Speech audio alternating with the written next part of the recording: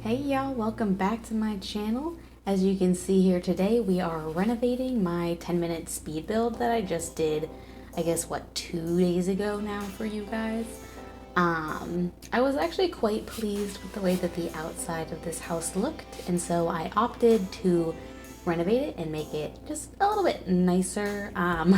If you've ever tried a 10-minute speed build, then I'm sure you know that they are very bare bones types of houses, and so I thought today that we could renovate it. It could use a little spruce, and I thought it was really cute. It's really nice and small. It is not a starter home because I cannot stop myself from putting a bunch of random clutter items and whatnot inside of my houses.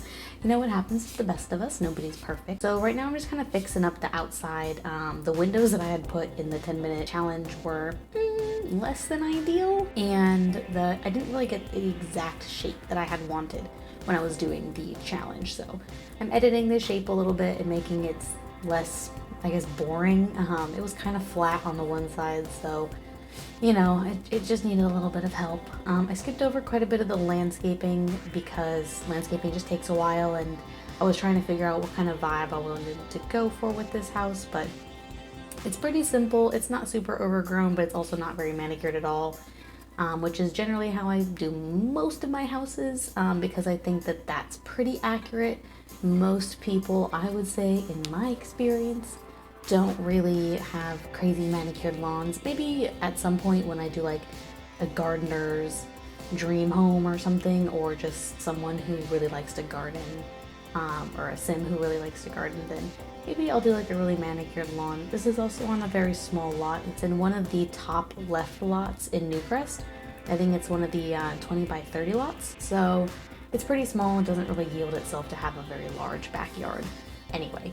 But there is a really nice little patio thingy here. I don't know if it's really a patio, more like I don't know. I guess it's a backyard as well. But anyway, I'm getting off track. But yes, there's a little backyard thingy here with a fire pit and some planters. There are like plants in the planters. You can obviously take those out if you want to use this house for anything. I just put them there as filler because I thought it looked nice. So it's really simple, but I think it looks really nice. And then I think now we're moving on to the inside, and I pretty much just deleted the entire inside.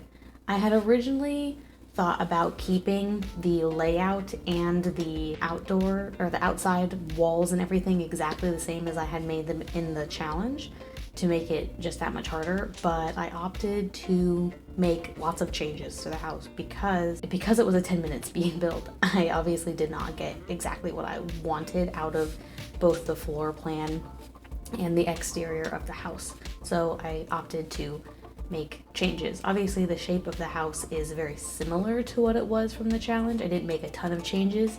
I mostly just changed the positioning of the back bump out and the width of the side bump out, and that's pretty much it. And then I think I brought the front of the house forward ever so slightly to give me a little bit more room. It was very small because in 10 minutes there's only so much that you can build. But I ended up making this back nook the kitchen, and I can't remember if in the original house that's where the kitchen was. I could have probably looked back and put up a picture for reference. You guys can probably tell because you just watched it, but I already forget. I'm pretty sure that the living room was at the very front, and then I guess there was a dining room, and then I think the kitchen was still in the back. So the kitchen is still generally in the same place. I think the layout of the house is very similar to what it was before, but I already kind of forget what the house looked like before, so I could be completely wrong. I don't know. Anyway, I changed the flooring as well. In the 10-minute challenge, I put dark wood floors, and I didn't really want there to be dark wooden floors because in a small house like this, dark floors can make something look really closed off and really small. So I opted for a much lighter area, light wood, like a pine, I guess, is what it would maybe be in real life. I don't really know. I am not a botanist. Is that the term for someone who is an expert on trees? Anyway, I'm moving on into, well, I did the quote-unquote dining room. It doesn't really have a dining room. It's like a casual dining space, I guess, because it is a small house. I wanted to have room for a nice open living area that's nice and open, like I just said.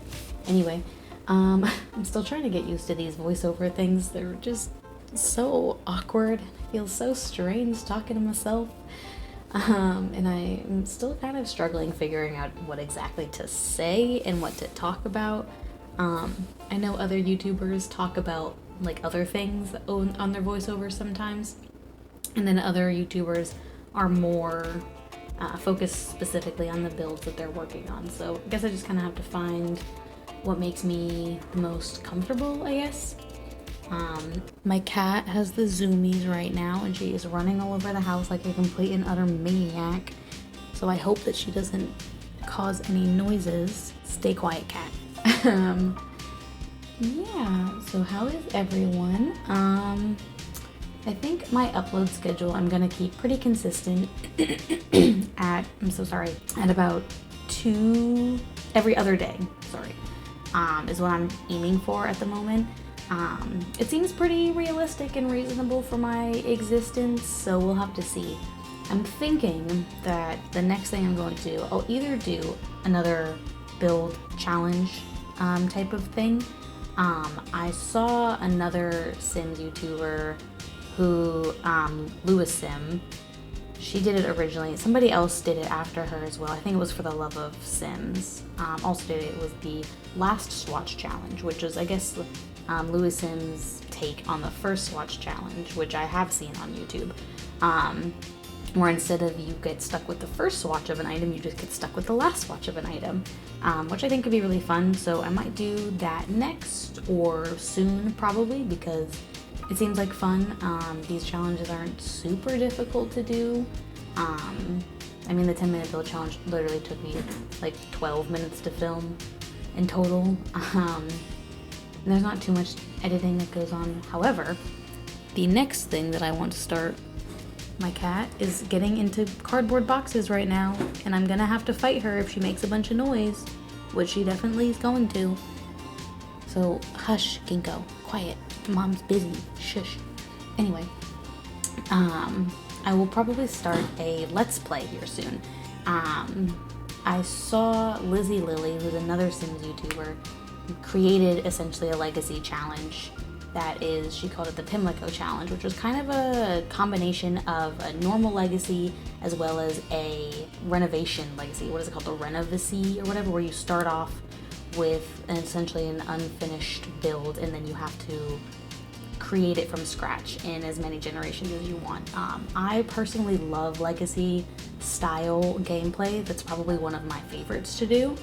So I think I'm going to start something like that and move from there. I'm not sure if it's going to be exactly the Pimlico challenge or something that I'm just going to inspired by it. I'll definitely do some kind of 10 generation or like multi-generational, I guess, challenge of some sort, where certain legacies or certain generations of the legacy have different tasks and whatnot that they have to complete, I guess, something along the lines. Anyway, this is the last room of the house, so we are about to get into the screenshots. I hope that y'all enjoyed this video, and I hope y'all keep watching, and I can't wait to talk to y'all soon. Bye!